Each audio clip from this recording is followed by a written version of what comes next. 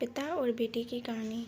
Mister Rajan Sharma पिछले 5 सालों से अपने बड़े से मकान में अपनी बेटी के साथ हंसी खुशी रहते थे। उनकी उम्र अब 60 को पार कर चुकी थी और बेटी प्रिया अब 28 की होने को थी। उम्र को ध्यान में रखते हुए बेटी ने उनका सारा काम काज अपने कंधों पर ले लिया था।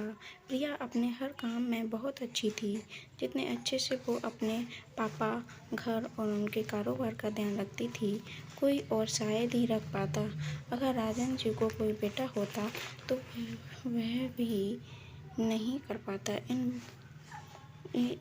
इस बाप बेटी का रिश्ता बहुत ही प्यारा था। बिना बाप के प्रिया को नहीं चलता और बिना प्रिया के उसके बाप का किसी काम में मन नहीं लगता।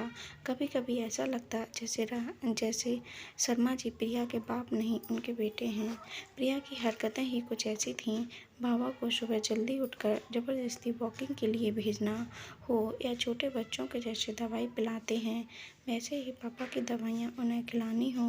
प्रिया का बर्ताव अपने बाबा के साथ बिल्कुल वैसा ही था जैसे किसी माँ का अपने बच्चे के साथ होता है। प्रिया के बाबा भी कुछ कम नहीं थे। जब जब प्रिया उन्हें दवाई खाने के लिए देती तो आधी दवाई खाते और आधी छिपा लेते, लेकिन प्रिया की नज़रों से बच नहीं पाते। फिर वह उनके सामने खड़ी होकर सारी दवाई उन्हें ज़बरदस्ती खिलाती। रात को प्रिया के सोने के बाद चुपके से किचन में जाकर फ्रिज से मिठाई चुराकर खाना। बाबा की ऐसी शरारतें भी प्रिया पकड़ लेती थी। पकड़ ले जाने पर बाबा पानी पीने का बहाना करने लगते, लेकिन प्रिया उनको समझाती कि मिठाई आपके लिए हानिकारक है। बाबा को याद दिलाती कि पिछली बार उनका शुगर लेवल कितना बढ़ गया था। अपने ही घर में अब मैं मिठाई भी नहीं खा सकता। बड़बड़ाते हुए, नाराज़ होने की एक्टिंग करते हुए बाबा किचन से चले जाते हैं। फिर प्रिया उन्हें मनाने के लिए एक मिठाई का डब्बा पापा के पास लेकर जाती और फिर वो दोनों उसे आधा आधा बांटकर खाते हैं। दोनों के चेहरे पर बड़ी ही स्माइल आ जाती। बस ऐसे ही दोनों की ज़िंदगी हंसी खुशी कट रही थी। उनका घर बहुत बड़ा था, उसमें कई कमरे थे, लेकिन उन्होंने सोचा कि एक किराएदार रख लिया जाए। पैसों के लिए नहीं, लेकिन प्रिया के ऑफिस जाने के बाद अकेले रह रहे शर्मा जी को थोड़ा सा ही सही किसी का साथ मिल जाए, इसलिए जल्दी ही एक किराएदार फाइनल हो गया। उनका नाम अमर सिंह था। उम्र उनकी 50 से 51 की होगी। एग्रीमेंट पेपर बनाने के दौरान पहली बार वह शर्मा जी और प्रिया से मिले। उन दोनों से मिलकर काफ़ी अच्छा लगा और अब अमर सिंह अपनी बीवी के साथ शर्मा जी के घर किराएदार के तौर पर रहने लगे। थोड़े ही दिन बीते, लेकिन अमर सिंह शर्मा जी से अच्छी तरह घुल मिल गए थे। वे दोनों सुबह सुबह अब साथ में ही वॉकिंग के लिए जाया करते थे। कभी वह अमर सिंह के साथ तो कभी अमर सिंह और उनकी बीवी प्रिया और शर्मा जी के साथ डिनर किया करते। एक सुबह जॉगिंग के दौरान अमर सिंह ने कहा कि आप और प्रिया अकेले ही रहते हैं, आपको तो काफ़ी कुछ मैनेज करना पड़ता होगा। आप कैसे सब इतना अच्छे से संभाल लेते हैं? अजी, मैनेज क्या करना है? मेरी होशियार बेटी के लिए यह कुछ भी नहीं है। प्रिया सब इतने अच्छे से संभाल लेती है कि मुझे किसी बात की कोई चिंता ही नहीं है।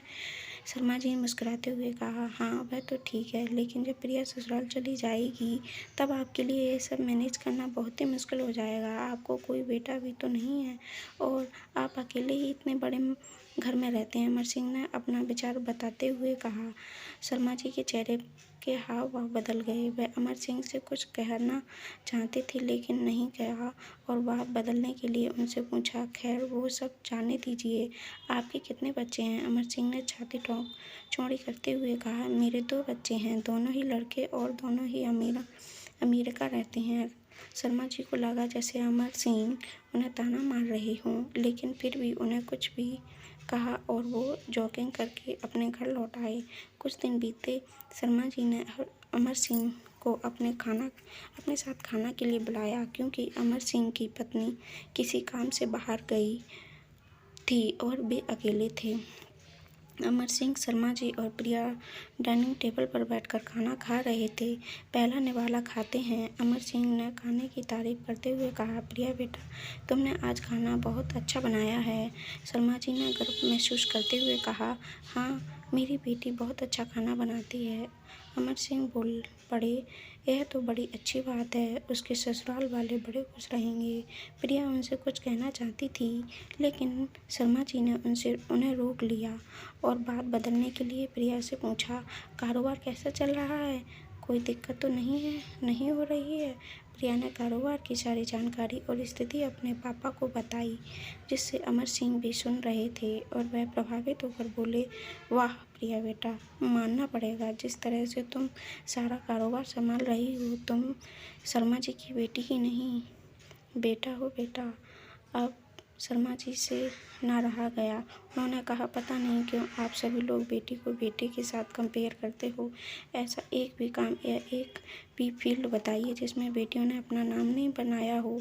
अरे आसमान में प्लेन उड़ाने से लेकर देश के सर्वोच्च पद पर बैठकर देश चलाने तक बेटियों ने हमेशा अपने आप को साबित किया है, लेकिन आप जैसे लोग अभी भी उनकी तुलना बेटियों से ही करते रहोगे। होते होते बेटे सबके लिए ज़्यादा इम्पोर्टेंट, मेरे लिए तो मेरी बेटी ही सबसे बढ़कर और फ़ख्र से कह सकता हूँ जो मेरी इस बेटी ने मेरे लिए किया है।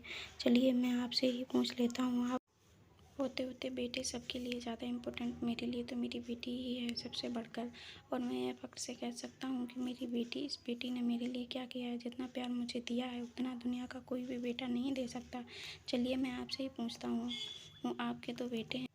चलिए मैं आपसे ही पूछता हूँ, आपके तो बेटे हैं ना, बताइए वो साल में आपसे कितनी बार मिलने आते हैं? अमर सिंह जी, दुनिया बदल चुकी है, आप अब भी बदल जाइए, बेटी को बेटी ही रहने दीजिए, उसे बेटा बनाने की कोशिश मत कीजिए।